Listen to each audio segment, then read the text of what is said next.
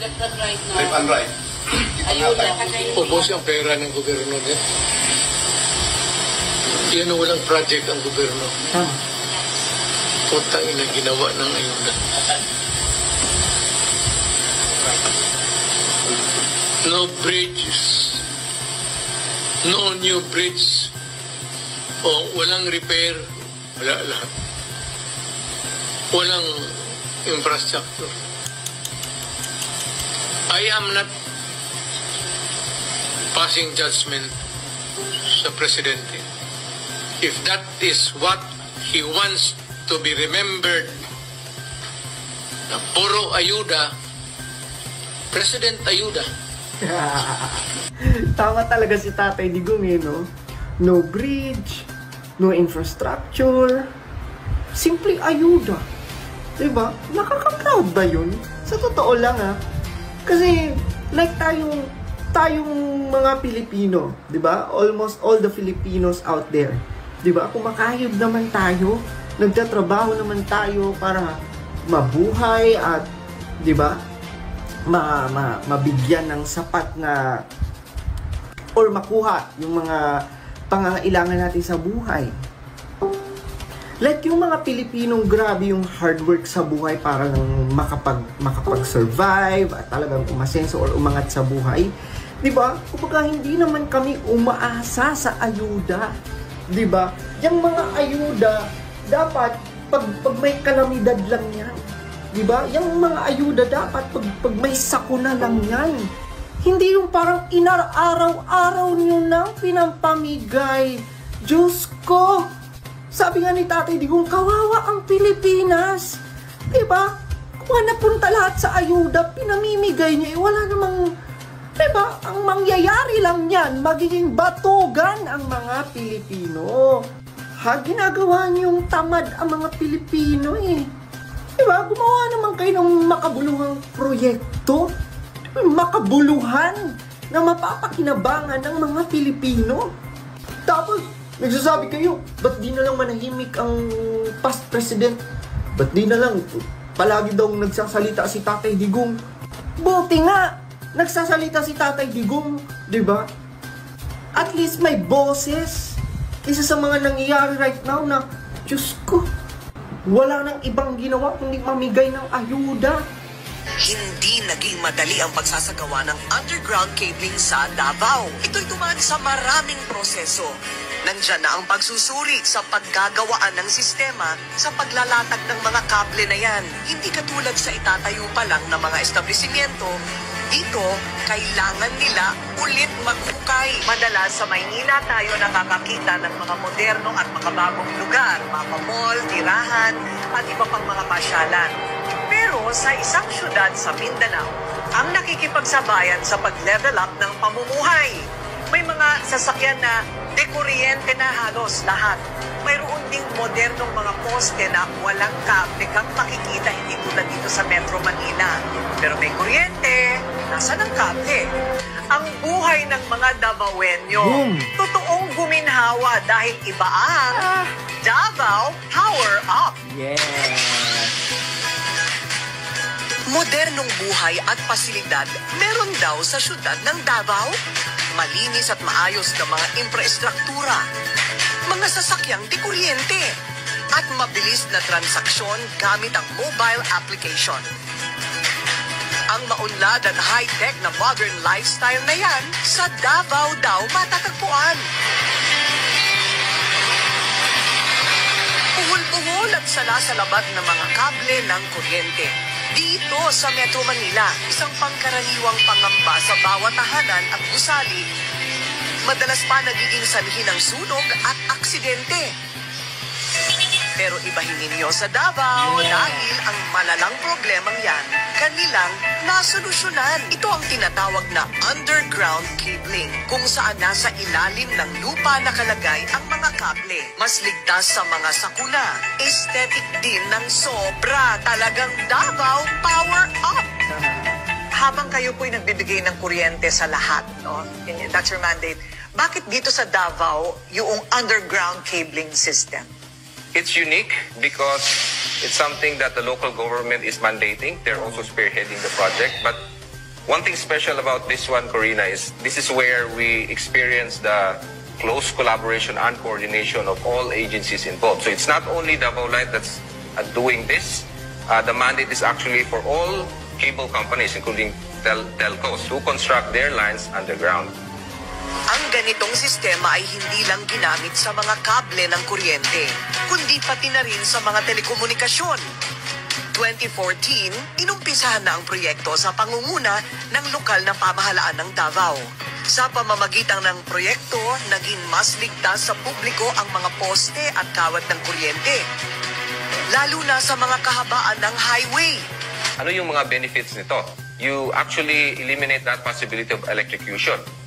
Tapos yung mga telcos, di ba, siya ang nasasagi ng mga malalaking sasakyan. During typhoons, you eliminate that possibility of danger to the public. May napapansin ba kayo sa mga kalsada dito sa lungsod ng Davao? Ako may napansin. Aba, walang mga buhol-buhol na kable sa mga poste ng kuryente dito. Isa yan sa mga isinusulong ng Davao Light. Ang underground cabling system ang tawag para sa mas maganda nga naman at ligtas na pagsusupply ng kuryente sa lungsod, di ba? Daig pang Metro Manila, sana all. Sana all, di ba? Kaya mo yon, Romualdez. Kayan mo.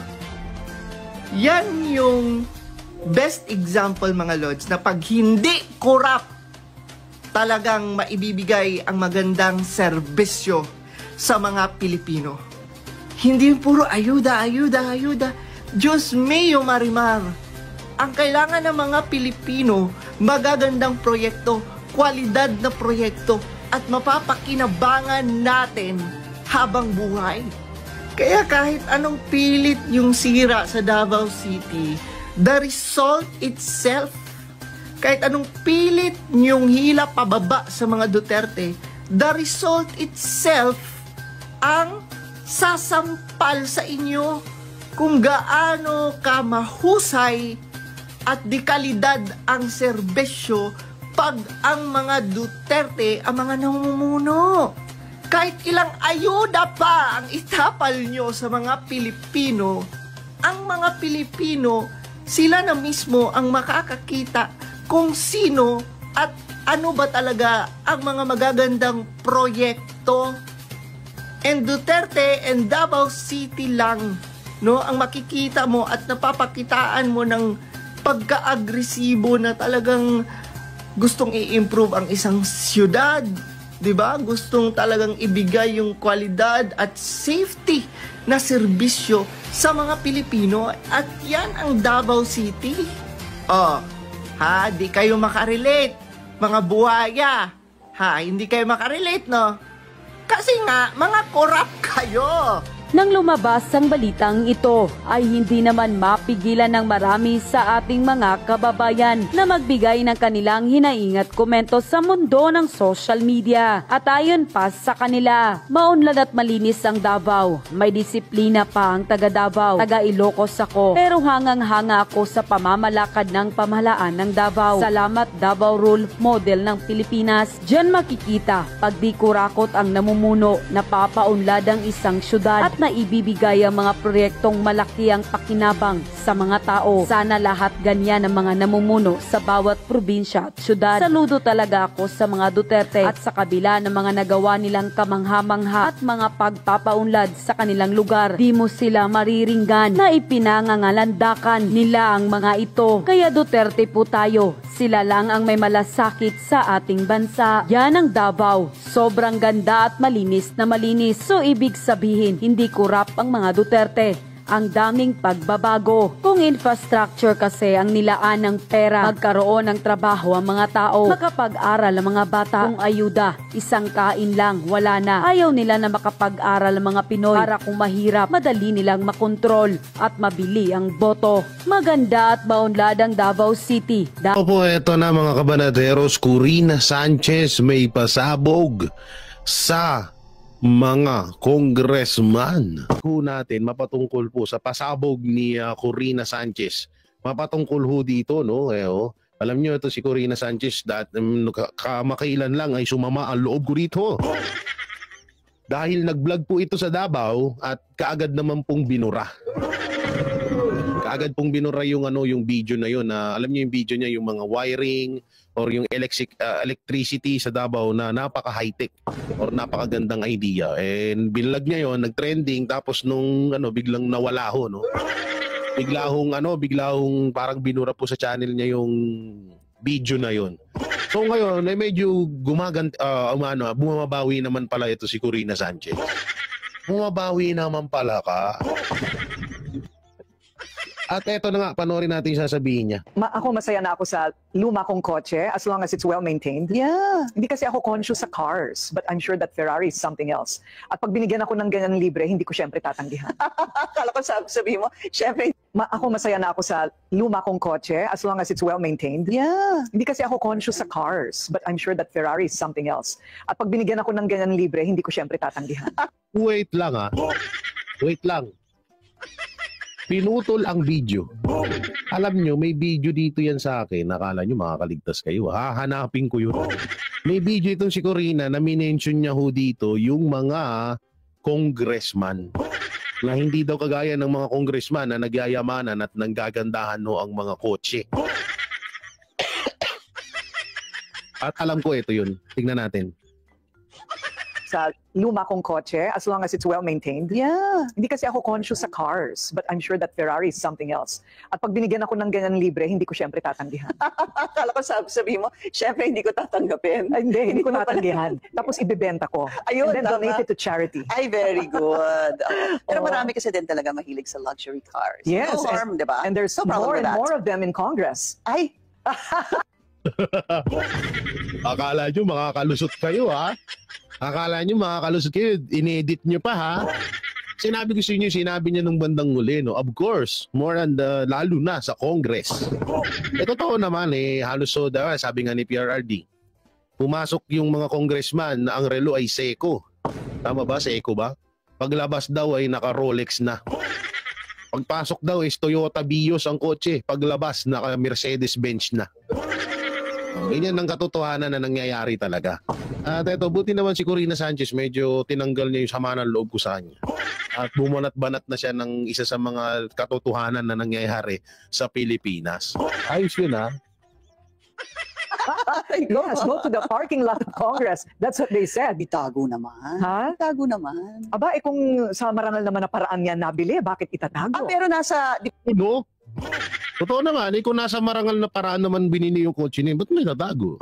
you should live a modest life pag ikay isang public official. Is that, Good luck. is that in the Constitution? Sabihin nila, well, it's not unconstitutional to have a luxury car. Dahil binili ko naman sa sarili mong Oo, pera. di ba? Basta make sure sarili mong pera. Sana all.